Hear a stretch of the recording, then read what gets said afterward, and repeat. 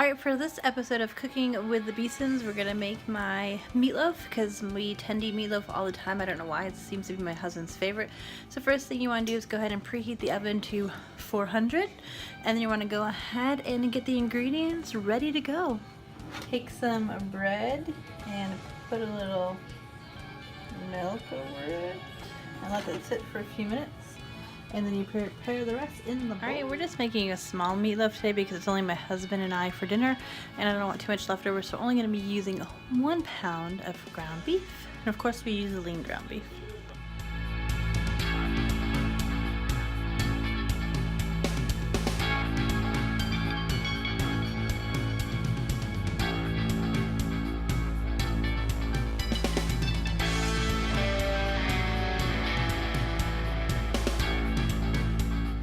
So after you put a splash of the adobo, a splash of the salt, and a 30 cup of breadcrumbs, and then you're going to go ahead and add the bread that you had soaked. And then you're just going to go ahead and mix that all up. You can also put pepper in there, but we are currently out of pepper as well. Now that it's mixed together well, you're going to take it and put it in a 9x13. I like to use a glass pans, and you're going to go ahead and shape it like a meatloaf.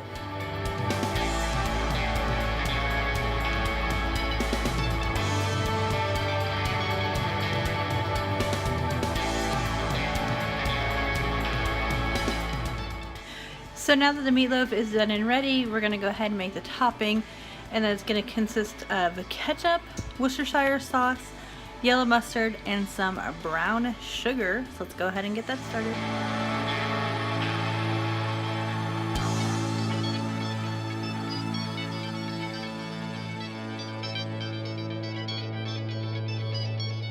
I'm using 3/4 of a cup instead of a whole cup so you can save some. A tad left, so we're going to use the rest.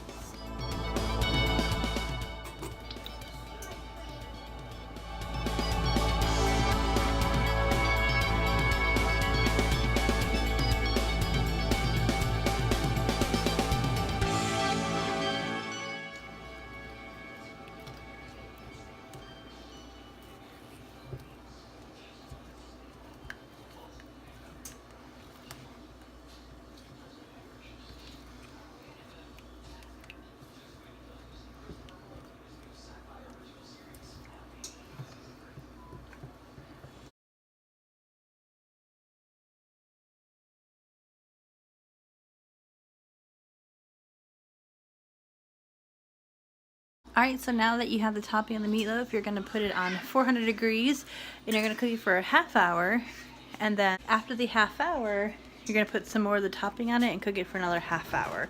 So the total cooking time is going to take about an hour. And let's get this in the oven. Now that I got that in the oven, I'm going to go ahead and watch some YouTube videos and leave some comments. And then after a half hour, I'm going to go ahead and start the mashed potatoes. Oh, we're having stuffing too. I just applied the sauce to it. It's going to cook for another about 30-35 minutes, and then it'll be done. Now we're going to go ahead and make the mashed potatoes. I'm sure you guys already know how to make mashed potatoes, so I'm just going to take some of the potatoes. I'm going to clean, cut, and then boil in water. I'm going to go ahead and get the stuffing started, and the key to good stuffing is use chicken broth and not water. So you replace the amount of water with chicken broth, and it tastes so much better. And then we're going to have some corn as well, so I'm going to go and get all that stuff started. Just a little tip, when you are peeling the potatoes, put the peels in like a plastic bag and throw it away. Don't put down your garbage disposal. I did that once, it clogged it, and we had to have the plumber come, and it cost a good $65 for nothing. So don't put them down the garbage disposal because it might clog it. It might clog it. What I do, I just hold the peeler, peel the potatoes, and throw this in the big trash can. And 1/2 cups of the chicken broth substituted from the water. Oh, fake pizza's done. He's making fake pizza. Once the chicken broth and the butter come to a boil, you just stir it in the mix, put a lid on it for 5 minutes, and let it sit. For this, I'm just letting it steam a little bit more. Should be almost done. And now I need to go ahead. For you working moms out there can relate, I am running kind of a little bit late for work. I'm still going to be on time, but like, you know, let's actually have time to sit down and relax and enjoy dinner. won't happen. I'll eat later on my break. But yeah, at least my family will have a nice meal, and I'll clean up my mess later. But let me go ahead and do the potatoes. Alright, so we have the potatoes all done. We're going to put like a tablespoon of butter, some salt, and some milk in there, and we're going to mash it all up, and it'll be ready in just a minute.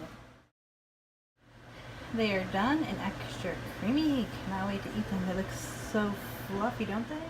Freshly steamed corn looks so yummy as well.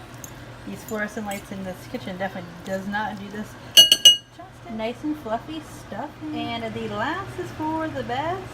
The best is for the last. Here is the meatloaf. And here's my plate. Dinner's ready. Thank you so much for watching our Cooking with the Beasons episode 2. Hope you enjoyed, and we'll see you next time. Don't forget to like, comment, subscribe. Bye.